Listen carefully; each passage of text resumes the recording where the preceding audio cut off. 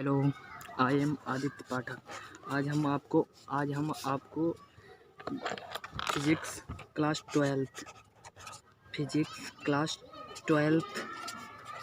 के chapter first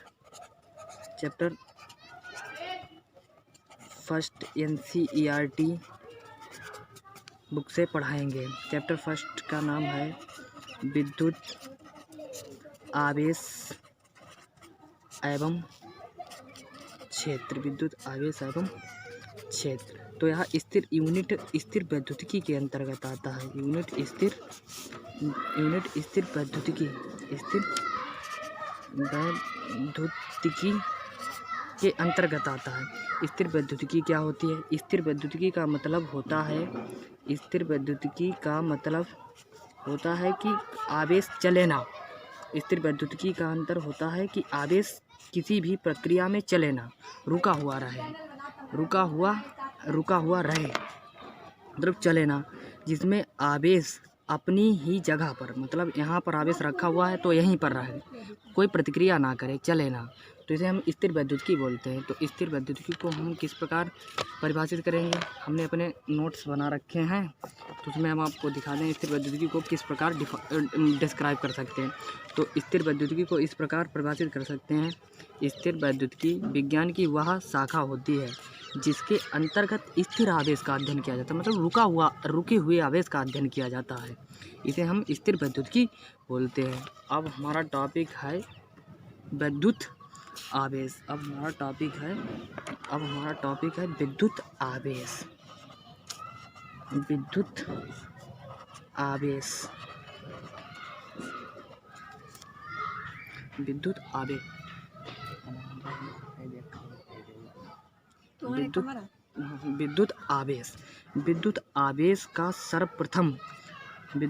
का सर्वप्रथम अध्ययन एक ग्रीक वैज्ञानिक थे थेल्स ने 600 ईस्वी पूर्व एक एम्बर पदार्थ बताया। एम्बर पदार्थ का मतलब होता है छोटी वस्तुओं को आकर्षित करना। एम्बर पदार्थ का मतलब होता है छोटी वस्तुओं को आकर्षित करना अपनी ओर। तो एम्बर इलेक्ट्रिसिटी मतलब धारा का व्युत्पन्न है। तो अनेक परीक्षणों के आधार पर पाया गया कि एक कौन सा पदार्थ है जो छोटी वस्तुओं को आकर्षित करता है और प्रतिकर्षित करता है। तो बहुत परीक्षणों के आधार पर बताया गया कि यह विद्युत आवेश है जो छोटी वस्तुओं को आकर्षित करता है और प्रतिकर्षित भी करता है। तो विद्युत आवेश वो होता है जो विद्युत और चुंबकीय प्रभाव उत्पन्न करता है और उस प्रभाव का अनुभव करे, उसे हम क्या बोलते हैं? विद्युत आवेश। क्या बोलते हैं? विद्युत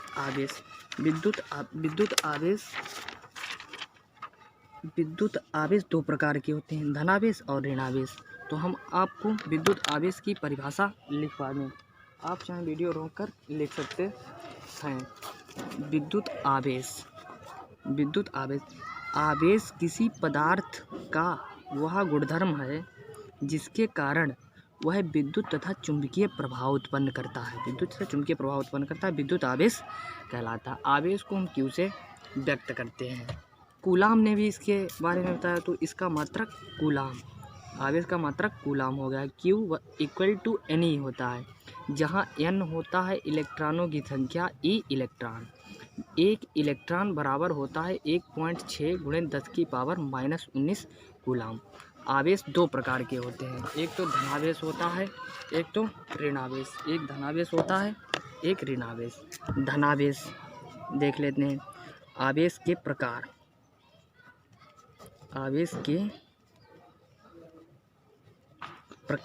नंबर एक धनावेश।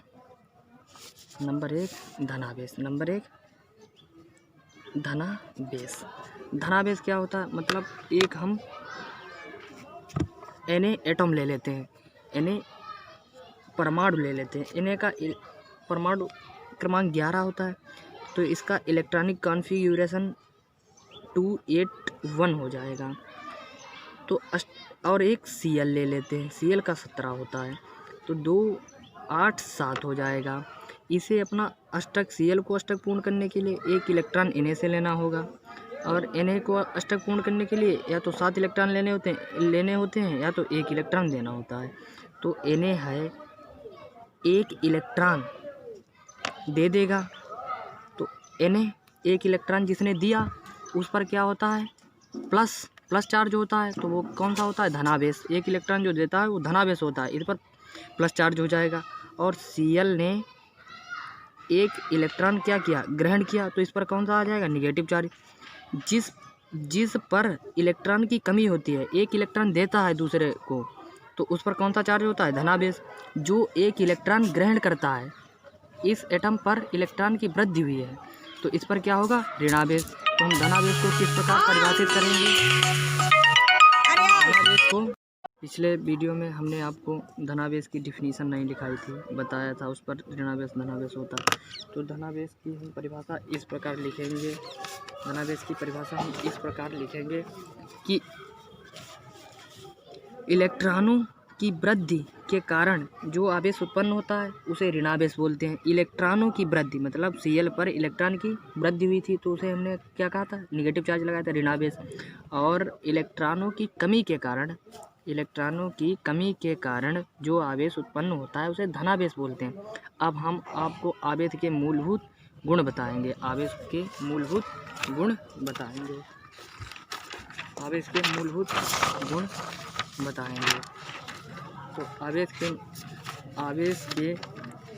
मूलभूत गुण, एक तो आवेश संरक्षण नियम होता है, आवेश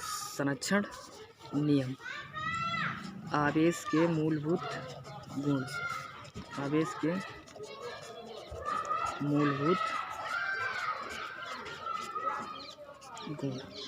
नंबर 1 आवेश संरक्षण। एक तो यहाँ पे संरक्षण का अर्थ होता है बचाव। संरक्षण का अर्थ क्या होता है, बचाव, यानी कि आवेश को बचाओ। संरक्षण का अर्थ होता है बचाव, आवेश को बचाओ। तो आवेश को बचाओ मतलब आवेश संरक्षण में न तो आवेश उत्पन्न किया जा सकता है, न तो आवेश उत्पन्न किया जा सकता है, यानी कि न तो आवेश पैदा किया जा सकता है, न तो आवेश उत्पन्न किया जा सकता है, और ना ही नष्ट किया जा सकता है। तो इस प्रक्रिया को हम क्या बोलते हैं, आवेश संरक्षण का नियम। तो हम इस प्रकार लिख सकते हैं आवेश संरक्षण का नियम, अगर आप लिखना चाहो तो लिख सकते हो। आवेश संरक्षण यहाँ पर हम इस प्रकार लिख सकते हैं कि यहाँ संरक्षण का अर्थ बचाव है। आवेश न तो उत्पन्न किया जा सकता है और ना ही नष्ट किया जा सकता है। और एक है आवेशों की योज्यता, नंबर 2 है आवेशों की योज्यता।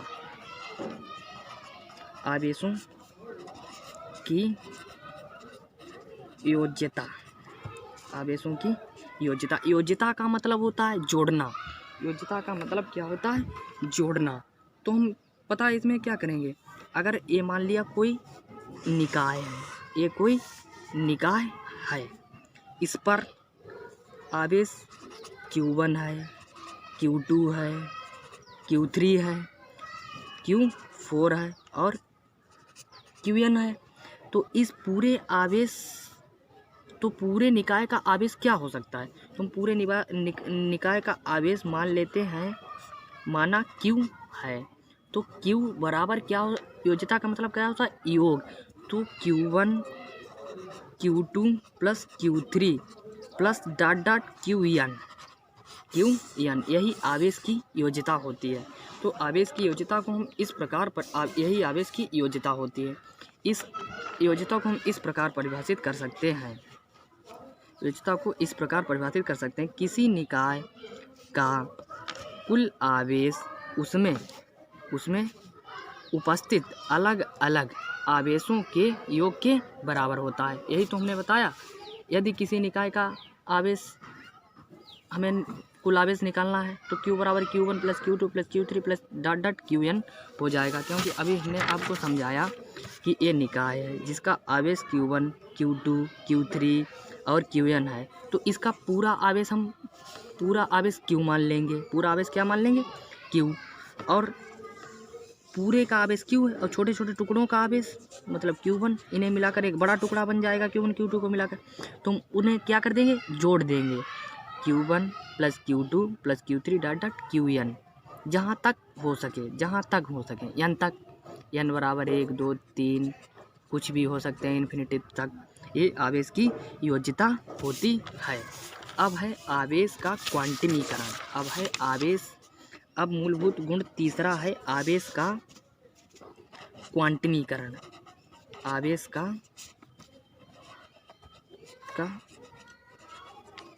क्वांटमीकरण।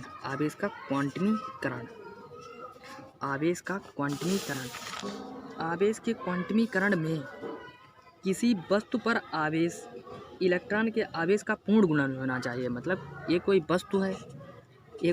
वस्तु है, इसका जो आवेश है वो इलेक्ट्रॉन के आवेश का पूर्ण गुणज होना चाहिए। क्या होना चाहिए? पूर्ण गुणज। पूर्ण गुणज का मतलब होता है कि n बराबर 1 2 3 मतलब संख्या पूरी होनी चाहिए। ये नहीं कि 0.5 रख लिया, ये तो आधा है, पूर्ण गुणज नहीं है। पूर्ण 1 है, 2 है, 3 है, 2.5 नहीं रखेंगे, ये आधा है, तुम पूर्ण गुणज रखेंगे।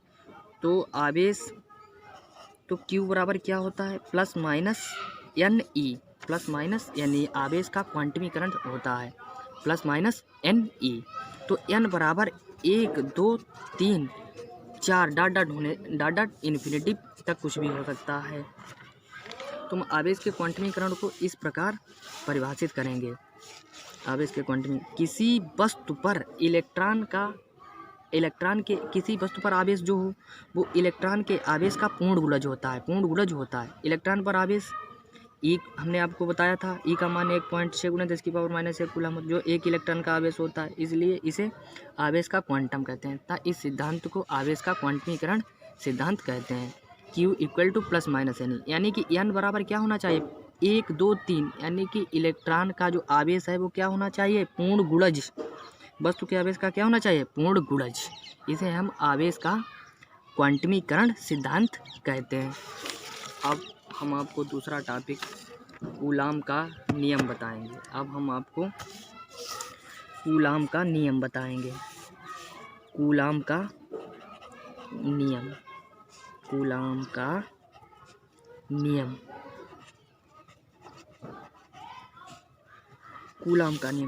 कूलाम का नियम दो स्थिर आवेशों के बीच लगता है, दो स्थिर बिंदु आवेशों के बीच लगता है। यह नियम कूलाम ने दिया था। एक आवेश मान लेते हैं हम Q1 है, एक आवेश मान लेते हैं हम Q2 है, और इन आवेशों के बीच की दूरी को मान लेते हैं R। क्या मान लेते हैं? R। तो कूलाम के नियम के अनुसार उन्होंने बताया था कि इन आवेशों का जो गुणनफल होता है, यानी कि हम गुणा करेंगे तो क्या आ जाएगा? Q1 गुणा Q2, तो हम Q2 लिख सकते हैं। तो कूलाम ने बताया था कि इन आवेशों पर लगने वाला स्थिर बिंदु आवेशों पर लगने वाला बल है वो इन स्थिर बिंदु आवेशों पर लगने वाला बल इन आवेशों के गुणनफल के क्या होगा? अनुक्रमानुपाती। तो जो बल है इन आवेशों पर के क्या होगा? गुणनफल के व्युत्क्रमानुपाती। तो हम इनका गुणनफल कर लेंगे, क्या लगा दें? अनुक्रमानुपाती होता है, व्युत्क्रमानुपाती नहीं, अनुक्रमानुपाती। और जो इनके बीच की दूरी है वो इस बल के क्या होगी? व्युत्क्रमानुपाती। दूरी क्या होगी? दूरी का वर्ग इनके क्या होगा? व्युत्क्रमानुपाती। तो कूलाम ने क्या बताया था? दो स्थिर बिंदु आवेशों के मध्य लगने वाला बल, दो स्थिर बिंदु आवेशों के बीच लगने वाला बल आवेशों के गुणनफल के अनुक्रमानुपाती, और इनके बीच की दूरी के वर्ग के क्या होगा? व्युत्क्रमानुपाती। क्या होगा? व्युत्क्रमानुपाती का मतलब होता है 1/1 ऊपर हो जाए और R है तो AF के क्या हो गए? व्युत्क्रमानुपाती, और ये अनुक्रमानुपाती। इसे हम समीकरण 1 मान लेते हैं, इसे समीकरण 2 मान लेते हैं, और समीकरण 1 और 2 से F इनके LHS बराबर हैं, तो A भी Q1 Q2 बटे में R स्क्वायर। अब आपको पता है हम अनुक्रमानुपाती का चिन्ह हटाते हैं तो एक कांस्टेंट आ जाता है, वो कौन सा कांस्टेंट आ जाएगा? K। तो K Q1 Q2 upon R square. यही कूलाम का नियम है, यही कूलाम का नियम है। इसे हम क्या बोलते हैं? कूलाम का नियम। और K जहाँ K नियतांक होता है, जहाँ K नियतांक होता है, यहाँ K नियतांक, इस K का मान होता है 1/4 पाई इप्सिलॉन नॉट। K की जगह पर हम 4 पाई इप्सिलॉन नॉट भी लिख सकते हैं। इस फॉर्म को हम इस प्रकार भी लिख सकते हैं कि कूलाम का नियम क्या आया था? F बराबर K Q1 Q2 upon R square आया था, तो इसे हम इस प्रकार भी लिख सकते हैं। K का मान क्या रख सकते हैं?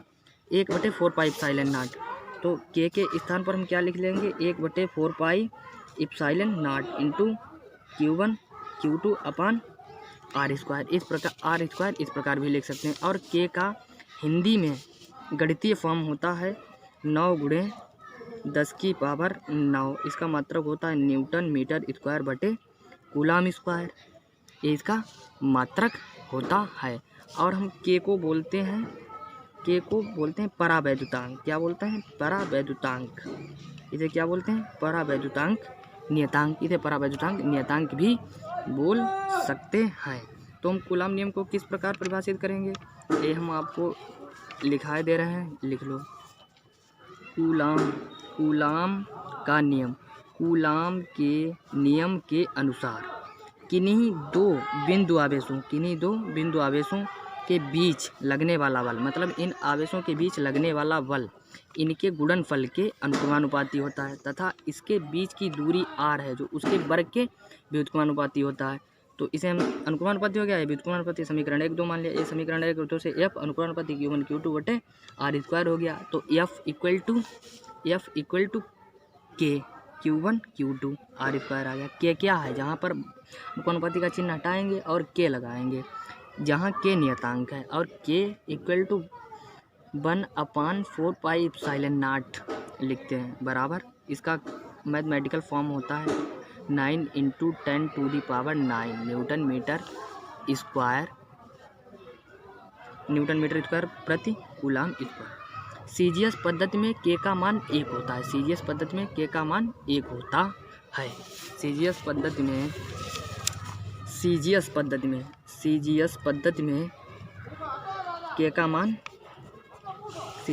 K का मान 1 होता है। सीजीएस पद्धति में K का मान 1 होता है। तो आपको कूलाम का नियम समझ में आया होगा। आई होप आप वीडियो देखिए और कूलाम के नियम को समझिए, अपने आप समझें और ये सब रफ कॉपी पर नोट कर लें। धन्यवाद।